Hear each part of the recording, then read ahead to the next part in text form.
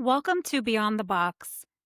A key question we try to answer on this podcast is what happens when we begin to not just think outside of the box, but take the box apart? What would happen if we did away with the proverbial box altogether? What radical possibilities lie beyond the boundaries of our current beliefs and assumptions about ourselves, each other, and the world? And how might that make us more resilient to challenges? I'm Tamara Kellam, an organizational development consultant who is fascinated with how we might transform systems through collective resilience. As a society, we think about resilience as an individual skill or trait, but today's episode will challenge that idea by exploring the facilitative nature of relationships, how ideas and resources expand when we're connected to others, which means resilience can also be viewed as a shared resource. Did you know that we laugh louder and more intensely at the same joke when we're with a friend or loved one than when we're alone? Social psychologists call this social facilitation.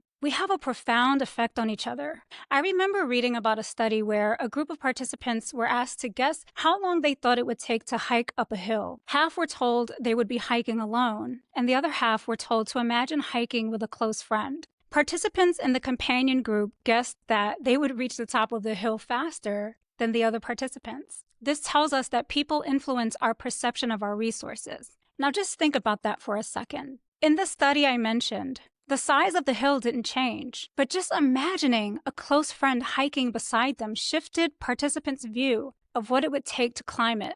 Our perception of time, energy, attention, money, and so on shrinks or expands depending on who we're with or thinking about. Even if we're not aware of this consciously, we have a sense of it subconsciously. There are people who energize us, and people who leave us feeling drained. There are people we can't wait to see, and those we need to prepare to interact with. We're aware of the transactional nature of our relationships, that our sense of what we have in terms of time, energy, and so on is affected by others. But that means we're also aware on some level that the same must be true for them, that we also take up space in their minds, placing demands on their time, attention, energy, and sometimes tangible resources. It's in this space of awareness where our preoccupation with our identity, who we are to others, and our value, what we provide in exchange for their resources, exists. It's also why we tie our belonging to survival, and where, for many of us, our obsession with rejection exists. As you listen to this episode, I want you to consider the radical possibilities you might be overlooking or dismissing in your personal and professional life, assuming they'll lead to rejection, and how those fears might be making you less resilient. Now, given how relationships shape our perceptions of our resources, value, identity, and sense of belonging, rejection can feel like more than just an insult. Many of us grew up hearing, "Sticks and stones may break my bones, but words will never hurt me." Yeah, that's not true for most of us, and that's because rejection is processed in areas of the brain that register physical pain, which is why we feel it in our bodies. Rejection hurts, literally. And as humans, we're wired to avoid pain at all costs, even at the expense of our hopes and dreams. And that's why it might even feel painful to hope for something that might lead to rejection. Hope is complicated. One interesting argument about hope is that people who lack motivation or struggle with resilience don't necessarily struggle with hopelessness. According to Ross Ellenhorn, author of How We Change and 10 Reasons Why We Don't, and his colleague Kent Harbour, many of us struggle with a fear of hope. Ellenhorn and Harbour suggest that people with a high fear of hope are still grieving significant disappointments from their past because they lacked the psychosocial resources needed to cope with those challenges. They also struggle with rumination, a pattern of negative thinking about what went wrong, and spend a lot of time thinking about what could go wrong in the future. They focus on what they or others could have done differently, thinking that if only this one thing was different, then this terrible thing wouldn't have happened. What's interesting here is the connection between psychosocial resources and resilience. Psychosocial resources are the thoughts, attitudes, and relationships necessary for overcoming hardship. So both internal and external sources of strength and support are necessary to recover from setbacks and foster hope for the future.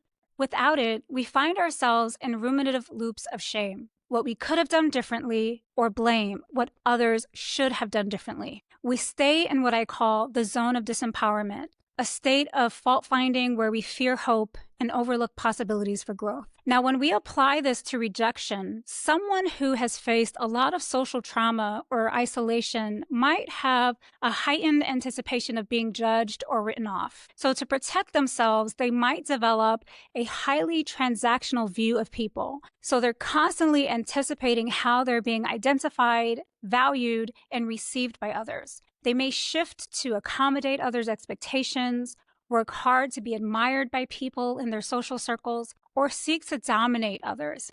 All are attempts to avoid rejection and have serious implications for how we show up at work, how we behave in our families and friendships, and romantic partnerships. Now, I said before that social interactions have the potential to be facilitative, for interactions to be expansive and mutually enhancing, for our laughter to double when we're with a friend, for the hills in our lives to seem easier to climb when we know others are walking beside us. In the same way that relationships have the potential to be transactional, they also have the power to be transformational. So how do we pivot from one to the other? In a previous podcast episode, I briefly mentioned a concept I've been playing around with, something I've been calling the three-legged stool. It's the foundation upon which all social interactions rest: identity, love, and power. And when I mention love, I'm not referring to romantic love necessarily, but transcendent love or agape love. These three concepts map perfectly to the three common plot lines or themes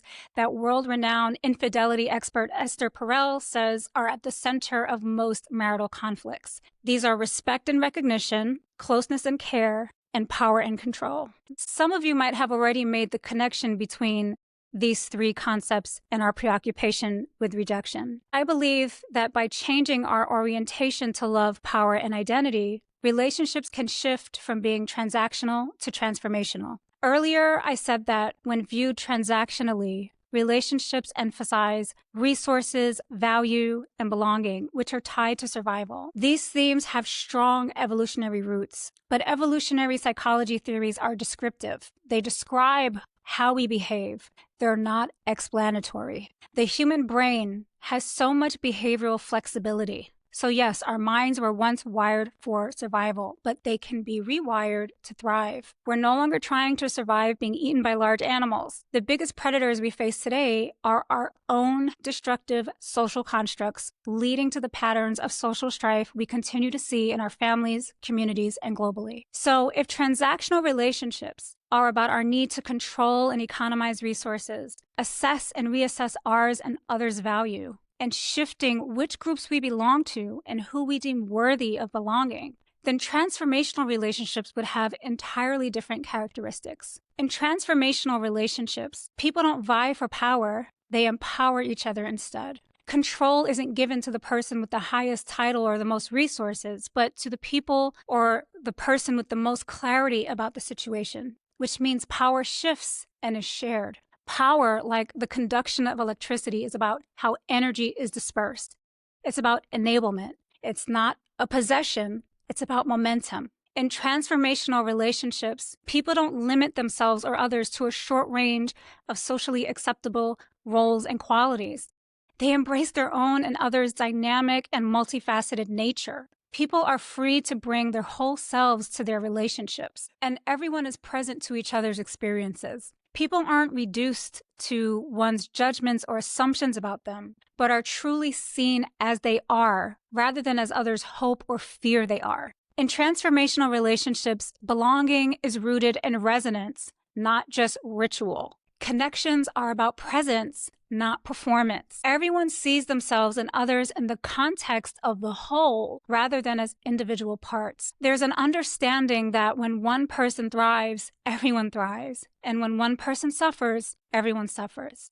Essentially, transformational relationships aren't ruled by fear. They're freeing. This is the radical possibility I've been exploring in my own life. For example, I've been challenging myself to see how I might be enhanced rather than reduced by my giving or spending. So when I shop at the supermarket, for example, I think about how I'm contributing to the cashier's salary. When I buy a gift for a friend, I'm thinking about how I'm expanding my own capacity for generosity, or I reflect on the joy of giving. In my work, I try to think less about how much engagement I'm getting, and instead I focus on the impact I hope to have on the people I do reach. When I'm at a social gathering, I show up authentically, and instead of worrying about what people think about me, I realize that by being myself, I'm actually sending the message that it's okay for others to be themselves. This is my way of closing the gap between giving and getting, empowering myself and others, seeing my oneness or belongingness with others, and allowing myself the freedom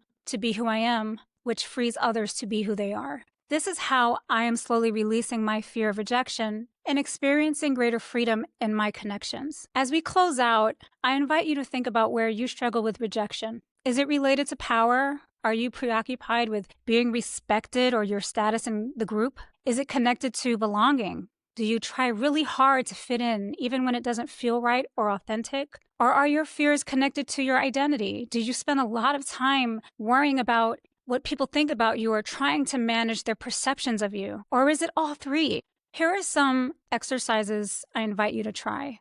If your preoccupation is with power, focus on empowering at least one person this week. Connect them to a helpful resource. Help them with a project that they've been working on. Sponsor an initiative that matters to them, or congratulate them openly in a meeting or in front of others. Uplift them. Do something to uplift someone else. If your concern is with fitting in, find someone you notice has been rejected or outcast, or someone you yourself have rejected because they seemed different in your eyes. Reach out to them. Make an effort to befriend the oddball. And finally, if you're constantly trying to manage the way people see you, I want you to find someone you've criticized or judged harshly in your own mind. Of course, don't choose someone who has actually violated you. Choose someone you simply don't like because you jumped to a conclusion about them. Maybe they said something awkward or behaved awkwardly toward you, did something you didn't like, and you jump to some kind of conclusion about them. And I want you to find some redeeming quality about this person. Be genuine. And if it's appropriate, and only if it's appropriate, you might even reach out to that person and offer them that compliment. Now, of course, don't tell them that you were judging them unless you have that kind of rapport with this person. These exercises might surprise you. You probably expected me to tell you something cliche like, say positive affirmations or something. And you can do that too. But what I'm suggesting goes deeper. What I'm offering through these calls to action is that transcending rejection, rather than just managing our fear of it, involves transforming the way we see relationships altogether. This is the first step to building collective resilience, because rejection loses its power when we give to others what we most need ourselves. Until next time, take care.